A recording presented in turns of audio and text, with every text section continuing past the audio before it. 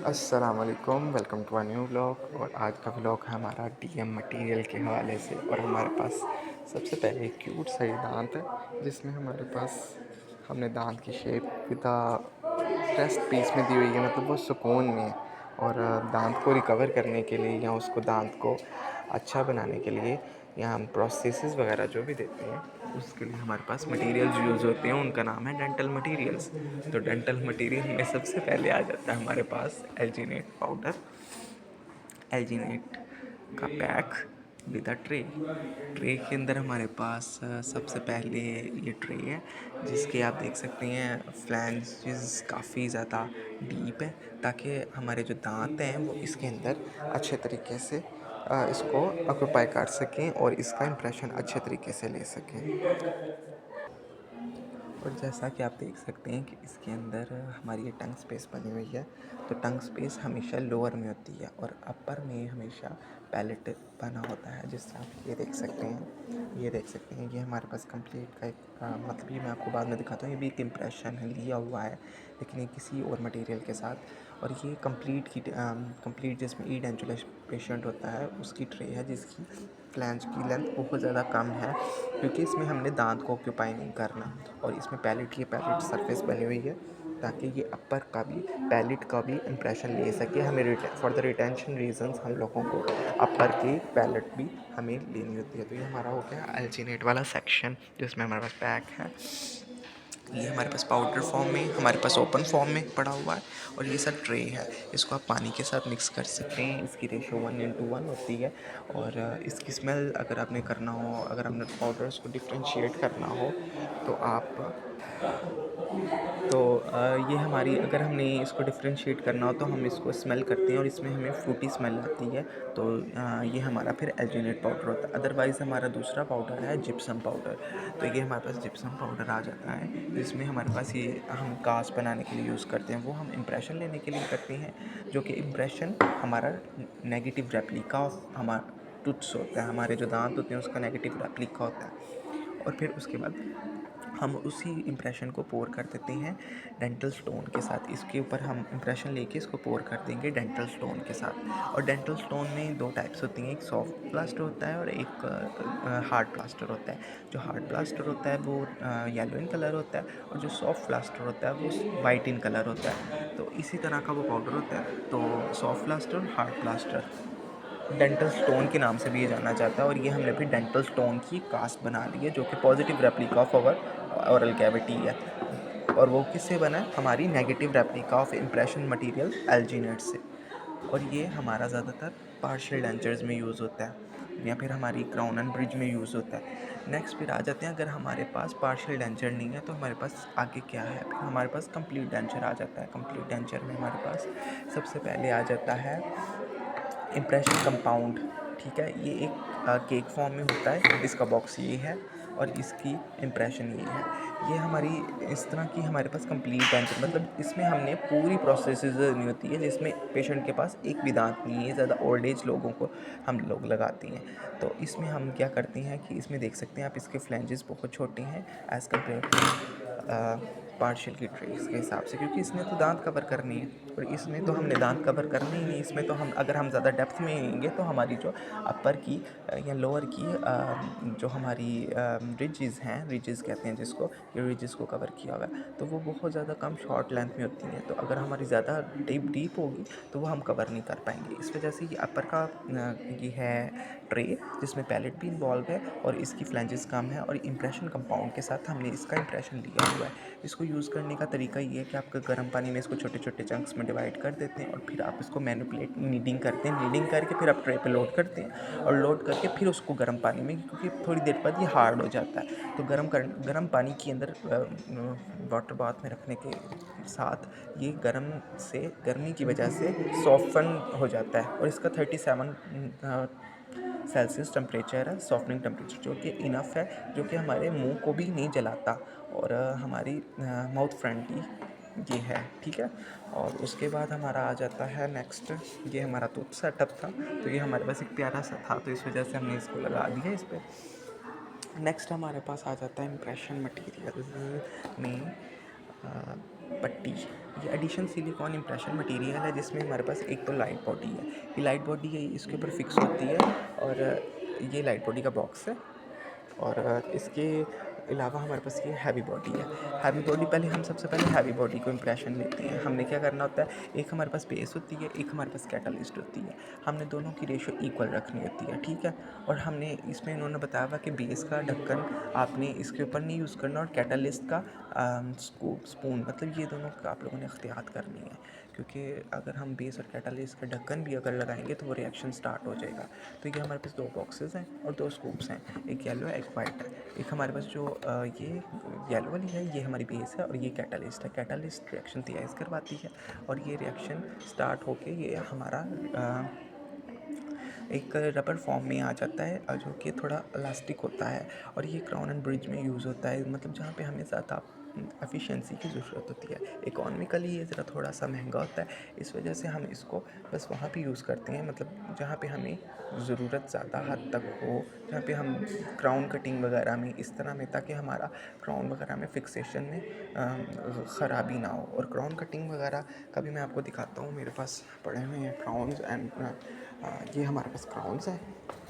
Crowns ये होता है, ये सिंगल क्राउन होता है, ये देखिए आप, क्राउन सिंगल। और उसके बाद ये हमारे पास है सब जी ब्रिज। ब्रिज में आपके पास ज़्यादा दांत आ जाती हैं, तो ये इसकी जो मेटल फ्रेमिंग हुई हुई है, इसका हमने वैक्सअप किया हुआ है, ये हमने इसके ऊपर किया हुआ है। और ये देख सकते हैं हम बीच में से छोटा ही है, इसलिए हमने दांतों को छोटा करके उसके ऊपर हमने एक मेटल फ्रेम दे दिया हुआ है, और मेटल फ्रेम के ऊपर फिर हमने पोर्सलिन का काम करके हमने एस्थेटिकली इसको अच्छा बना लिया हुआ है। दूसरी बात, आपको पार्शियल डेंचर्स भी दिखाना था, पार्शियल डेंचर्स दिखा देता हूँ। पार्शियल डेंचर में हमारे पास सबसे पहले ये हमारा पार्शियल डेंचर है, मतलब हमने एक दांत को रिप्लेस किया है, तो पार्शियली ये कहलाएगा, और ये पार्शियल डेंचर कहलाएगा। उसके बाद हमारे पास ये जो दांत हैं ये हम यूज़ करते हैं, और ये हमारे पास heat cure powder and liquid form में है। और ये मटेरियल ये हमारा डेंचर बेस रेजिन है, रेजिन के ऊपर हम दांत लगाते हैं। ये रेजिन है, ये देख सकते हैं डेंचर बेस जो पिंक मटेरियल है, ये इसने बेस किया हुआ है, और ये हमारी ओरल कैविटी के साथ डायरेक्ट इन्वॉल्व होता है। और ये हमारी ट्रेज है एल्जीनेट की, तो मैं आप दिखा चुका हूँ, जिसमें आपके पास ये पैलेटल सरफेस है, जिसमें अपर शो कर रही है, अपर ट्रे है, और जिसमें पैलेट नहीं है उसका हमारा शो कर रहा है कि ये लोअर की ट्रे है।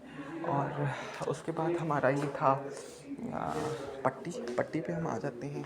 तो ये पट्टी का हमने इम्प्रेशन इन दोनों को मिक्स करके हमने ट्रे के ऊपर लोड कर देना होता है, सेम उसी तरह जिस तरह हमने एल्जीनेट को लोड किया था। हमने इस पे एल्जीनेट को लोड नहीं करना, सिर्फ हमने इन दोनों को मिक्स करके हमने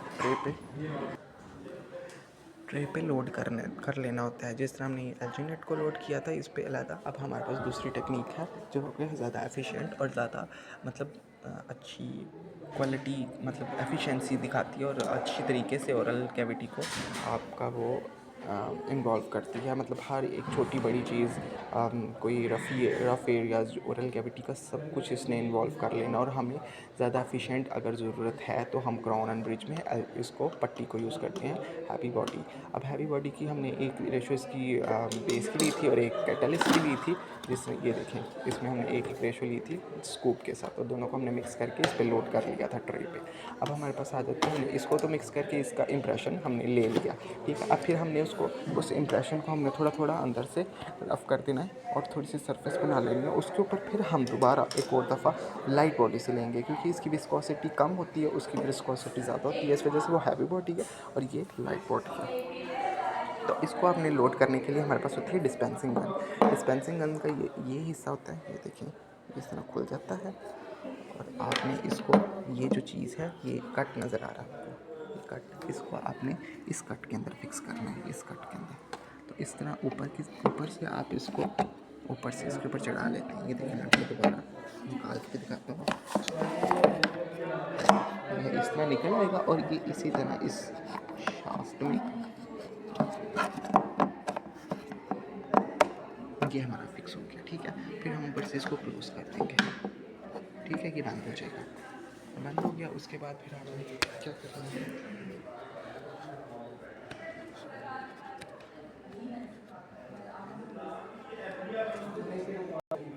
बंद करने के बाद ये कुछ इस तरह का लगेगा, और इसके ऊपर ये लिड लगा हुआ है। ये भी लॉक वो होता है, इसको भी खोलने का तरीका मैं आपको बताता हूँ। ये देखिए, इसको हमने यहाँ पे फिक्स किया, और इसको हमने ये घुमा दिया, घुमाने की वजह से इसका जो लॉक था वो निकल आया और अब हमें इसको प्रेशर के साथ खोलना है तो ये खुल जाएगा। ये हम प्रेशर के साथ खींचेंगे तो ये खुल जाएगा। तो गाइस जैसे ही आप इसको यहाँ से प्रेस करेंगे, ये चीज़ प्रेस करेंगे तो ये आपका लिक्विड बाहर आ जाएगा और ये आपको मतलब आप फिर उसके इस ट्रे के ऊपर जो कि जिस पर आपने पट्टी का इंप्रेशन लिया होगा वो पट्टी का इंप्रेशन मैं आपको दिखाता हूँ। ये देखें, ये पट्टी का इंप्रेशन है हमारे पास, ये देख सकते हैं आप, ये पट्टी का इंप्रेशन है हमारे पास। इसको हमने थोड़ा थोड़ा रफ़ कर लेना है। जहाँ पे हमारी दांतों की सरफेस है इस चीज़ को हमने रफ़ कर लेना है। रफ़ करने के बाद फिर हमने डिस्पेंसिंग गन के साथ और लाइट बॉडी के साथ हमने डिस्पेंसिंग गन में ये देखें 2 सिरे बने हुए हैं। डिस्पेंसिंग गन में भी 2 इस तरह के पॉइंट्स बने हुए हैं, ये देख सकते हैं, ये पॉइंट्स बने हैं। जैसे ही हम इसके अंदर फिक्स करेंगे, यहाँ से हम प्रेस करेंगे तो ये चीज़ें ये प्रेस करेंगे, ये देखेंगे ये इस तरह से प्रेस करेंगे और ऑटोमेटिकली इसके अंदर 2 पेस्ट होती हैं। वाइट वाली कैटलिस्ट है और पिंक वाली बेस है, दोनों मिक्स होके स्पाइरल एक हम लगाते हैं इसके आगे, उसको हम लगाते ही तो ये मिक्स होके बाहर निकल आती है। तो लाइट बॉडी हम उसके ऊपर इम्प्रेशन ले लेते हैं और हमारा मोस्ट एफिशिएंट पार्ट आ जाता है। मतलब हमने जिसमें एक इम्प्रेशन के हमने 2 इम्प्रेशन कर लिए हैं। नेक्स्ट इम्प्रेशन मटेरियल हमारे पास केवैक्स आ जाता है। जब हमने इम्प्रेशन कंपाउंड के साथ मिक्सिंग कर ली, हमने ये देखिए ये हमने इम्प्रेशन कंपाउंड के साथ मैनिपुलेशन की थी, हमने ये ट्रे बनाया है इम्प्रेशन कंपाउंड के साथ। तो अब हमने इसका ट्रे बना लिया। ट्रे मैं आपको ये है सर हमारा ये ट्रे, और ये हमने किसके साथ बनाया है, ये हमने सेल्फ क्योर एक्रेलिक मटेरियल से बनाया है, जो कि एक स्पेशल ट्रे है, कस्टमाइज्ड ट्रे है, जो कि हमने किसके ऊपर से बनाया है, हमने अपने इस इम्प्रेशन कंपाउंड के साथ बनाया है। ये इम्प्रेशन कंपाउंड के इम्प्रेशन के साथ हमने एक कास्ट बना ली, ये कास्ट बना ली हमने, ठीक है। ये कास्ट हमने ये नेगेटिव रेप्लिका ऑफ टूथ था और कैविटी थी जिसमें कोई दांत नहीं थे पेशेंट के। अब ये पॉजिटिव रेप्लिका ऑफ पेशेंट बन गया, क्योंकि जो कि हमने इस मॉडल के साथ हमने निकाला है, ये देख सकते हैं, ठीक है। ये हमने इसमें से ये हमें मिला फाइनल रिज़ल्ट। अब हमने क्या करना है, इस रिज़ल्ट का हमने क्या करना है, ये हमने क्यों बनाया है, ये हमने इसलिए बनाया है कि हम ये वाली कस्टम ट्रे, स्पेशल ट्रे बना सकें, पेशेंट की स्पेशल ट्रे, क्योंकि वो तो हमारे पास ये तो डिस्पोजेबल ट्रे थी, ये वाली डिस्पोजेबल ट्रे थी, हर पेशेंट पे यूज़ हो सकती है। लेकिन अगर हम ये स्पेशल ट्रे बनाएंगे तो इसका फ़ायदा ये होगा कि वो स्पेशली पेशेंट के लिए होगी और वही जगह ऑक्यूपाई करेंगी जो हमें चाहिए, और उसके ऊपर फिर हम दोबारा से इम्प्रेशन लेंगे। इम्प्रेशन लेने से पहले हमारे पास एक मटेरियल है ग्रीन स्टिक।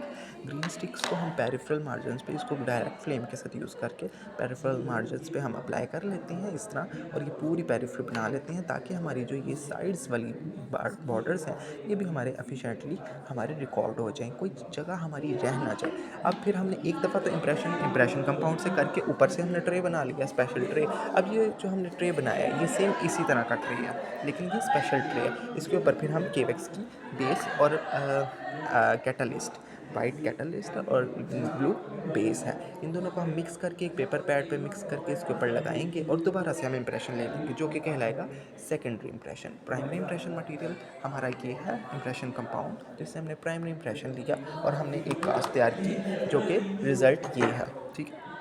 इसको हमने मैनिपुलेट किया तो हमारे पास ये आया, ये मैनिपुलेट किया तो हमारे पास ये आया, और इसकी मैनिपुलेशन के ऊपर हमने सेल्फ क्योर एक्रेलिक रेजिन से, सेल्फ क्योर मतलब वो खुद ही क्योर हो जाता है, तो हमने इसको यूज़ कर लिया। और अब मैं आपको सेल्फ क्योर का भी बताता हूँ थोड़ी देर तक। फिर उसके बाद नेक्स्ट प्रोसेस है, स्टेप था ग्रीन स्टिक को हमने पेरिफेरल मार्जिन्स पे अप्लाई कर लिया था।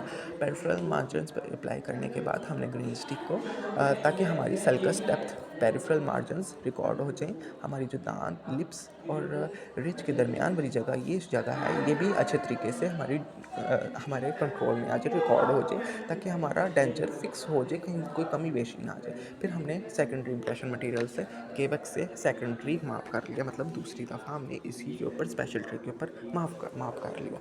फिर हमारे पास आ जाता है एक्रेलिक रेजिन, जो कि हमारा इस ट्रे के अंदर हमने यूज़ किया है।